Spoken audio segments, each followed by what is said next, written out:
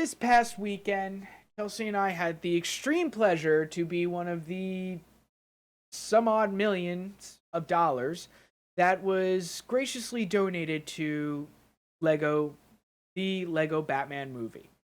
Um, Music I was playing beforehand is from it, and you'll hear music from it afterwards. Um, so I figured I'd do like a review of sorts. I'll try to keep it as non spoiler as much as I can. But the movie's been out for 3 weeks, and if you haven't seen it yet and you consider yourself a nerd, you're doing yourself a dishonesty. However, it did take me 3 weeks to see it, so I understand. The Lego Batman dominated for its second or third weekend in a row in the States, and there's really no sign of it stopping. I mean, I'm pretty sure in 2 weeks it'll get stopped on. It will get stopped on by Logan. However, uh, it's just it it's like the Lego movie really opened up a genre where kids films with adult jokes are coming back. And I mean, Disney did it with Pixar. There's some adult jokes in Inside Out and Moana and Toy Story and all that kind of stuff. But Lego, I mean, and then DreamWorks does it a little bit better. Gets pushes the envelope a little bit with the humor, with Shrek and Kung Fu Panda and Madagascar and all that stuff. But the Lego movie really started to push that in, but also give that positive vibe, kind of like how all the Lego faces had smiley faces on it. That's kind of what Lego was meant to do. Um, so the the Lego Batman movie knocked it out of the park. It was a great mixture of theme jokes within the Batman realm. There was action, felt like a Batman movie with all the action in it, and then of course the family friendly message and the message for parents and kids to really take in and really hold on to. So it was a fun-filled family movie that you could definitely bring your kids to if you have them, or you could just go see with your wife or go see by yourself. It was a very well done movie. The cast was just phenomenal. Will Arnett played Bruce Wayne, Batman. Robin was played by Michael Cera from Arrested Development and from Scott Pilgrim versus the World. Zach Galifianakis from the Baskets the Clown on FX, but also the not knocked up Hangover, the Hangover series, the Wolfpack guy, played the Joker. Harley Quinn, I was really trying to figure out who it was during the entire movie, and I couldn't figure out. But when I saw the name, I was like, oh, she would have been perfect for Harley, and she was. It was Jenny Slate who plays Mona Lisa Saperstein in Parks and Rec, and uh, Alfred was played by Ralph Fiennes, who funny enough played Voldemort in the Harry Potter series. So I had to sit through the credits and figure out who played Voldemort in the Lego Batman movie. And it turned out it was Eddie Izzard, who is a famous British comedic actor and stand-up comedian. Another name to of note was Two Face was played by Billy D. Williams. Now, for true nerds and true geniuses and scholars of the Batman movie series, Billy D. Williams originally played Harvey Dent in the 1989 Tim Burton Batman film. Now, what was significant about him playing Two Face is Harvey Dent is Two Face's is kind of like who Two Face was before he became Two Face. So, in the 1989 version of Batman, Billy D. Williams, Billy D. played Harvey Dent, hotshot lawyer, the DA for Gotham, and eventually the story goes gets acid thrown on his face by the Joker, by gangsters. Always change. The stories always change. Um, Half his face is burned by acid or fire, because again, the story always changes. And he lives in the duality of everything. And he always had a coin which he would flip, and he would always said that he always brought his own luck. Now the coin, before he was scarred, had heads on both sides. So, um, whenever he flipped the coin, he always said that he whatever option he wanted for heads, he would always make heads. That way, it'd always land on heads, and he'd always win.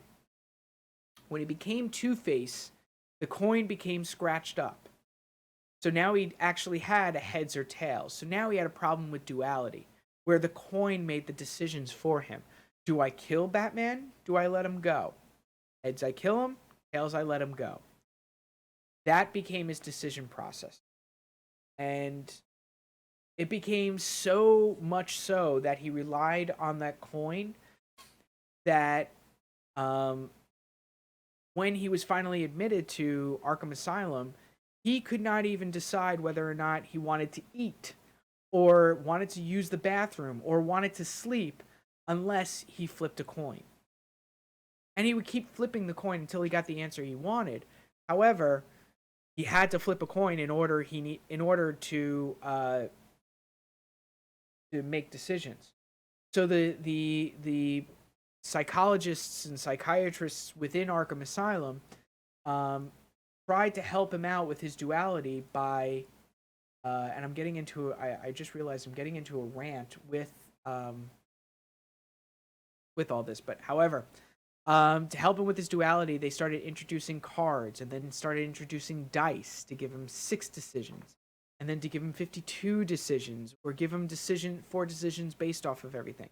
And it was very interesting to see all of that unfold in Arkham Asylum, the comic series.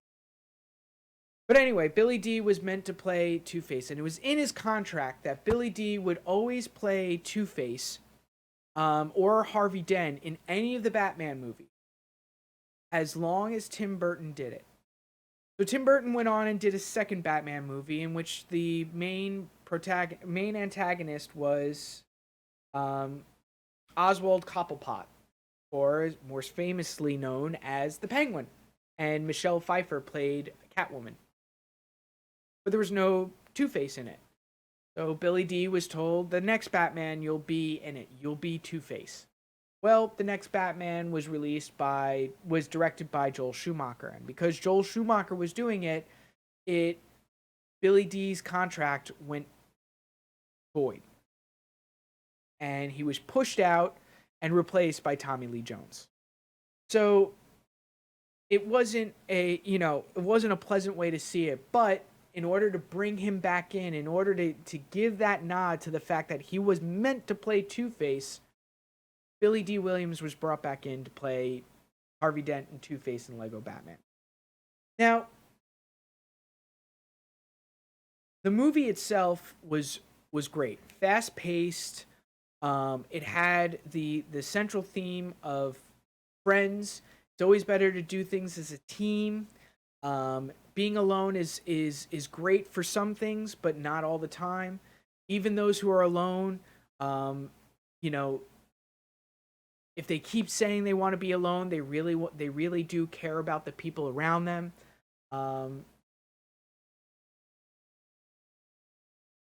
The Batman, Batman is known as the Dark Knight, known as this mysterious figure within the night. Always gets the job done, but he always does it by himself or wants to do it by himself. And it's kind of showing the culminating of bringing in Dick Grayson as Robin and bringing in Barbara Gordon as Batgirl. It really did encompass those stories that we've known in the comic book worlds and seen in cartoon, in the cartoons and read about in the comic books, and it brought it to life but in Lego form. And it was really a, a great, you know, great telling of the story, and it moved along, and it incorporated some other Justice League characters, and incorporated some other themes from the Justice League series. Um, Many of the characters from the Justice League were in it, including Superman, played by Channing Tatum, um, who in a million years I never thought would be a Superman, but a Lego Superman, why not? That would perfectly be fine. But it was a really it was a fun movie. The way that they were able to seamlessly cross over all the Batmans from the 1930s, or 1940s original TV series, to the 1960s TV series, to the '89 Batman, to the two Tim Burton movies, the two or three Schumacher movies, the Nolan movies, and making fun of all of them, but also giving that nod to it. It was it was such a it was such a treat to see all that. And I know the kids probably didn't get all those references, but the adults did, and the nerds did. And that was what was so great about this Lego movie, was that it wasn't only just a movie for kids, and it wasn't just a movie uh for um for uh for nerds. It was just a movie that went over well. And again, the theme for everything was friends. You know, friends are like family. Your friends are your family. You don't always get the family that you want, but you can choose the family, that you need. And it really, it, it might bring it close to home to some people. Um, but it's something to think about, especially with these times that we're dealing with now, where people are starting to feel isolated, and people are starting to feel attacked, and persecuted, and being put on a, I don't want to say a pedestal, but being put on a stool and raised up for everyone to point and laugh at. And people saying that they support this one thing, they feel as if they need to be alone in the world, or not talk to anyone, or try to disconnect, because we're all way too connected. But you know families have been torn apart by decisions made by people, and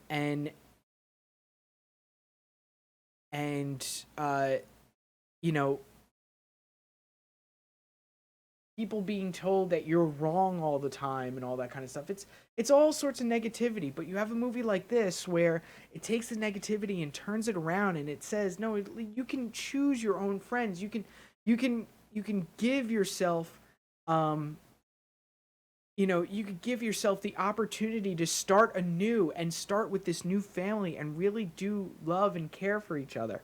It's really a wonderful movie within it. And here you have a boy, in Dick Grayson, who just wanted to have a family, and here you have Batman, who's come from the same circumstances, is a little richer than Dick Grayson, but is able to, you know muster up the I was going to say, is able to, in enjoy the finer things in life. However, realizes that, I need other people in around me to enjoy some of the other finer things, that some things just can't be enjoyed by yourselves. And it really it was a lot of fun to watch, and I, you know highly recommend it to nerds and kids and families out there. And it It was really cool, and a little bit of the intricacies that they did. Again, was they tip a hat to all the Batman franchises. They also took a stab at the Warner Brothers studio execs. At the beginning of the film, where it starts in black, Will Arnett comes on as Batman and says, "Black. All good movies start in black, like the movies your kids take you to, or studio executives green light." And I just sat there. I was like, "Oh man!" It was really fun. Now, in the last couple days or last week that Lego Batman came out, um, we've heard from the creators of the Lego Batman and the Lego Movie that yes, a Lego cinematic universe is here, and all of these movies will somehow be connected, and we saw that with Batman being in Lego Movie and now getting his own movie. The next movie to come out in September is the Ninjago movie, the which is the Lego Ninja franchise, which I don't really know much about. And seeing the trailer at Lego Batman, I guess I want to see it. But we're gonna start seeing a more connected universe leading up to the Lego Movie sequel. And Ninjago is really going to show the connectivity between Lego Movie, Lego Batman, and Lego Movie the sequel.